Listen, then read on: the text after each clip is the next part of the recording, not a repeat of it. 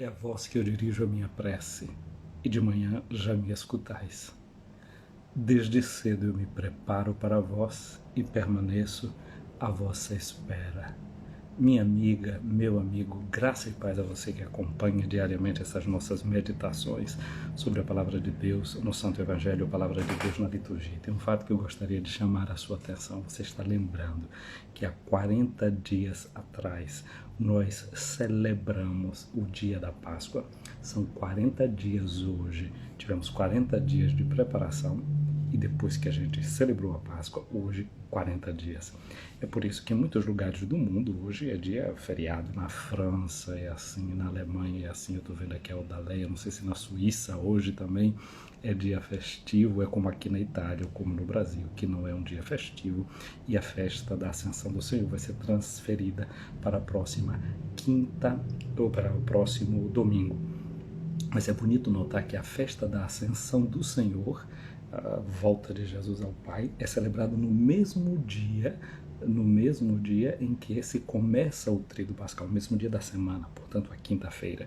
Ou seja, a recordação da instituição da Eucaristia, que é uma forma de permanência de Jesus entre nós, coincide com aquele momento em que Jesus volta ao Pai, mas não nos abandona, não nos deixa só, continua presente na vida da gente, atuando na vida da gente, na força do seu Espírito Santo. 40 dias, portanto, a beleza deste simbolismo, deste caminho que nós fizemos até agora, como aqueles 40 anos do povo de Deus no deserto, aqueles 40 dias de prazo que Deus deu para a cidade de Nínive para a sua conversão e que a cidade se colocou em movimento para a sua transformação.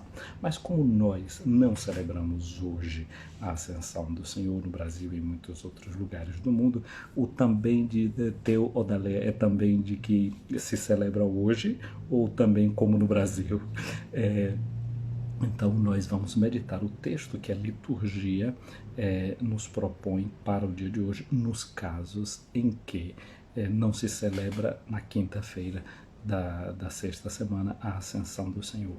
Mas é um salmo muito bonito que se canta no dia da Ascensão do Senhor e nós vamos cantar no próximo domingo, né? Ergue-se Deus o Senhor em júbilo e ao som de trombeta. Então, Odaleia, para você esse salmo é cantado hoje, não é? Ergue-se Deus o Senhor em júbilo e ao som de trombeta. Povos todos do universo, batei palmas, gritai a Deus aclamações de alegria, porque sublime é o Senhor, o Deus Altíssimo, o soberano que domina toda a terra. Ergue-se Deus o Senhor em júbilo e ao som de trombeta. Por entre aclamações Deus se elevou, o Senhor subiu ao toque da trombeta. Salmodiai ao nosso Deus ao som da harpa, salmodiai ao som da harpa ao nosso Rei. Ergue-se Deus o Senhor em júbilo e ao som de trombeta, porque Deus é o grande Rei de toda a terra. Ao som da harpa acompanhai os seus louvores. Deus reina entre todas as nações, está sentado no seu trono glorioso. Ergue-se Deus o Senhor em júbilo e ao som de trombeta. Portanto, é a nossa alegria em celebrar essa ascensão do Senhor. O Senhor que retorna ao Pai, que entra nesse mistério amoroso do Pai e que ao mesmo permanece conosco, instaura uma nova forma de presença. Gente, a primeira leitura de hoje, nos Atos dos Apóstolos, nos mostra uma passagem muito interessante da vida das primeiras comunidades cristãs. O apóstolo Paulo deixa a cidade de Atenas e vai para Corinto. Corinto era uma cidade portuária, uma cidade de muito movimento e uma comunidade, como diz o apóstolo Paulo, formada também de gente muito simples. Ele diz: entre vocês não tem muita gente aí que seja sabida de acordo com os critérios humanos. Uma comunidade formada também por muita gente simples. E nessa comunidade de Corinto, o que aconteceu?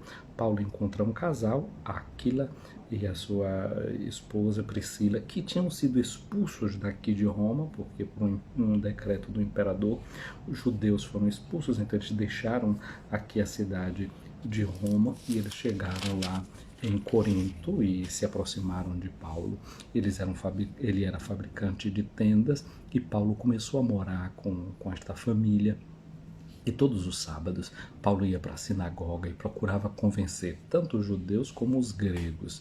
Silas e Timóteo também chegam da Macedônia e começam a se dedicar à palavra de Deus, testemunhando aos judeus que Jesus era o Cristo, era o Messias. Mas havia muita resistência da parte dos judeus, blasfêmias. Aí Paulo pegou as vestes dele e sacudiu, dizendo: olha, por causa dessa resistência de vocês são responsáveis por aquilo que acontece, eu não tenho culpa sobre a decisão de vocês, mas de agora em diante eu vou me dedicar aos pagãos, ou seja, aos estrangeiros, aqueles que não são judeus. Então a cidade de Corinto marca uma ruptura na vida da comunidade cristã.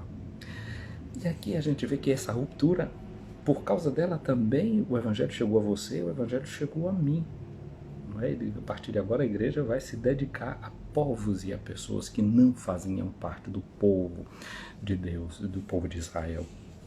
Gente, com isso aqui eu acho que a gente pode aprender uma coisa. Às vezes as coisas que são negativas, que são ruins, que parecem um fechamento e uma grande dificuldade, com a ajuda de Deus isso pode se converter em grande possibilidade. Então, por causa de Paulo, que começa a se dedicar aos estrangeiros, aos pagãos, a quem não vinha do judaísmo, o evangelho foi se difundindo pelo mundo inteiro e chegou até as nossas terras. Deixou de ser, como poderiam alguns pensarem, interpretarem, algo ligado ao mundo do judaísmo, e agora eles começam a ver que a vocação deles era uma vocação para a humanidade. A festa da Ascensão do Senhor, lembra essa palavra que Jesus disse: ide a todos, batizai a todos em nome do Pai, do Filho e do Espírito Santo. Portanto, o cristianismo não era um envio apenas para os judeus, mas para o mundo inteiro. Então, aquela resistência inicial foi o ponto de partida para que os apóstolos também entendessem que eles tinham uma vocação, que precisava de uma dedicação plena. Então foram cuidar desse cristianismo que poderia nascer em outras terras, em outros povos. Na sua vida, que acontecimentos podem estar surgindo neste momento, coisas que estejam acontecendo agora, que aparentemente para você é apenas um fechamento e uma dificuldade, mas pode estar sendo uma oportunidade nova, que você não está querendo enxergar, que às vezes é uma porta que você tem que fechar para poder abrir uma outra e se dedicar àquilo que Deus quer para você. O que é que pode estar sendo transformado nesse momento que você ainda não se deu conta de que tem um chamado para o novo, para novas perspectivas? Então, deixar que Deus vá conduzindo o caminho da gente. Então, Paulo, daquela hora em diante, começou a se dedicar aos pagãos. E disse: então, saindo dali, Paulo foi para a casa de um pagão. Não ficou mais na casa lá de Priscila e de Áquila, mas vai para a casa de um pagão. Olha o rompimento. Vai viver na casa de um pagão. Certo Tício Justo, que era adorador do Deus único, que morava ao lado da sinagoga. E quando Paulo fez isso, Crispo, o chefe da sinagoga, acreditou no Senhor com toda a sua família, e muitos coríntios que escutavam Paulo acreditavam e recebiam o batismo. Então aquilo que aparentemente era uma coisa negativa, difícil, dolorida, começa de repente a dar frutos. Os dons começam a se multiplicar. Então o mistério da Páscoa de Jesus é também esse mistério de uma dor que vai sendo transformada lentamente em possibilidades, em oportunidades. Vai prestando atenção aí nas possíveis dores que tem dentro da sua vida e ver como isso pode se transformar. O evangelho de hoje é o evangelho de João, no capítulo 16, versículos de 16 a 20. Estamos de novo no cenário do cenáculo, é a última ceia de Jesus, é o discurso de despedida. Não é Jesus que está sendo consolado pelos seus discípulos, ao contrário, é ele que está consolando os seus discípulos e dizendo que quando ele se for, mandará um outro Consolador. Olha a palavra de Jesus. Disse Jesus aos seus discípulos: pouco tempo ainda e já não me vereis. Era o fato de que ele morreria. Pouco tempo e ele morreria. Outra vez pouco tempo e me vereis de novo, ou seja, a sua ressurreição. Alguns dos seus discípulos disseram então entre si: o que significa o que ele está dizendo? Pouco tempo e não me vereis, e ainda pouco tempo e me vereis de novo, e eu vou para junto do Pai. Diziam: pois, o que significa este pouco tempo? Não entendemos o que ele quer dizer. E Jesus compreendeu que eles queriam interrogá-lo. Gente, uma coisa boa de um professor, de quem tem que ensinar alguma coisa, é suscitar no coração de quem escuta o desejo de fazer perguntas. Porque só quando a gente tem capacidade de fazer perguntas é que a gente pode aprender direito aquilo que a gente está escutando. Faz parte da didática, faz parte da pedagogia você ajudar o outro a querer perguntar. Porque só quando você pergunta pode se manifestar as soluções que você deseja. A coragem de fazer pergunta. A pergunta, quando nasce, não é só porque você não sabe, que você é ignorante. Não. A pergunta significa o desejo de conhecer, o desejo de saber. E eu diria até um pouco mais, que a capacidade de fazer pergunta já é de alguma forma o começo do aprendizado, o início do aprendizado.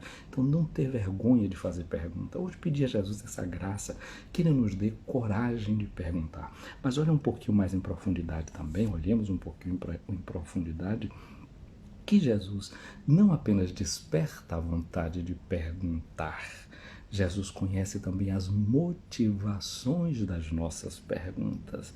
E Jesus diz assim, percebendo que eles estavam discutindo entre eles, diz assim: estáis discutindo entre vós, pois eu disse pouco tempo e já não me vereis, outra vez pouco tempo e me vereis?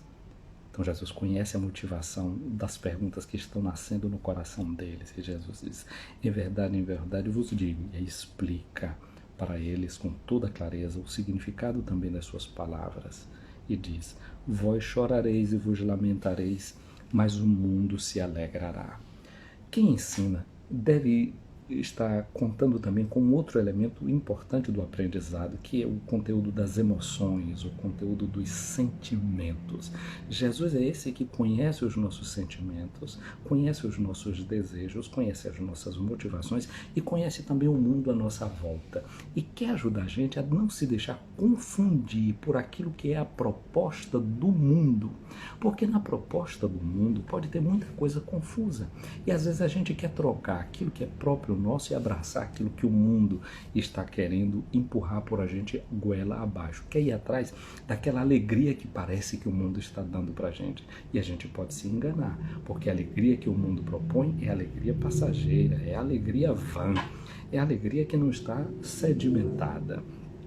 Jesus diz: vós ficareis tristes, mas a vossa tristeza se transformará em alegria. E aí também a gente precisa não ter medo da tristeza, porque a gente vive num mundo em que as pessoas estão querendo que a gente fique alegre a todo custo. E às vezes a gente, para se alegrar, quer consumir, a gente, para se alegrar, quer comer, a gente, para se alegrar, quer andar na moda, a gente, para se alegrar, quer comprar aquela casa. E aí a gente vai pensando que a alegria é alegria, como o mundo está dizendo isso. Compra isso, adquire aquilo, faz assim, imita aquele que está na moda, aquele que está fazendo isso. E a vida que vai aparecendo nas fotos que a gente posta na internet, o que a gente come, o que a gente bebe, o que a gente compra, não é isso que dá felicidade pra gente, não. Essa alegria pode ser a alegria que a mídia está querendo que a gente compre, porque isso também dá lucro para alguém. A alegria do Evangelho é uma outra coisa, pode passar pela cruz, pode passar pela dor, não é? A mãe que se acorda de madrugada para cuidar de um filho, para trocar as fraldas.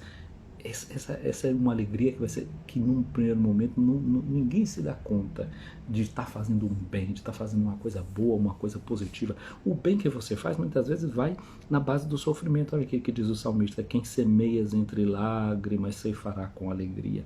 Muitas vezes o que está acontecendo em um determinado momento pode ser interpretado por todos e até por você como uma coisa negativa, como uma coisa não positiva. Mas no fim é Deus que vai fazer germinar essa sua semente, aí você vai ver que naquilo tem uma alegria que o mundo não conhece. A propósito disso, talvez fique longo, mas eu queria ler para você um sermão, uma homilia que Santo Agostinho fez no 4º século, não é, depois de Cristo. Jesus diz assim, porque Jesus disse que a nossa alegria, o mundo ia ficar alegre e a gente ia ficar triste, depois a nossa alegria, nossa tristeza ia se converter em alegria. Lembra que São Paulo, na sua carta, ele vai dizer aos Filipenses, ele diz: alegrai-vos sempre no Senhor, e ele diz assim, o apóstolo manda que nos alegremos, mas diz no Senhor, não no mundo, pois a Escritura diz na carta de São Tiago, capítulo 4, versículo 4, a amizade com o mundo é inimizade com Deus. Assim como um homem não pode servir a 2 senhores da mesma forma, ninguém pode alegrar-se ao mesmo tempo no mundo e no Senhor. Vença, portanto, a alegria no Senhor até que termine a alegria do mundo. Cresça sempre a alegria no Senhor, a alegria no mundo diminua até acabar totalmente. Não se quer dizer com isso que não devemos alegrar-nos enquanto estamos neste mundo, mas que mesmo vivendo nele, já nos alegremos no Senhor. No entanto, pode alguém observar: eu estou no mundo, então se me alegro, alegro-me onde estou. E daí? Por estares no mundo, não estás no Senhor? Escuta o mesmo apóstolo que diz assim, nos Atos dos Apóstolos, dizia a respeito do nosso Criador: nele vivemos, nos movemos e existimos. Ora, quem está em toda parte?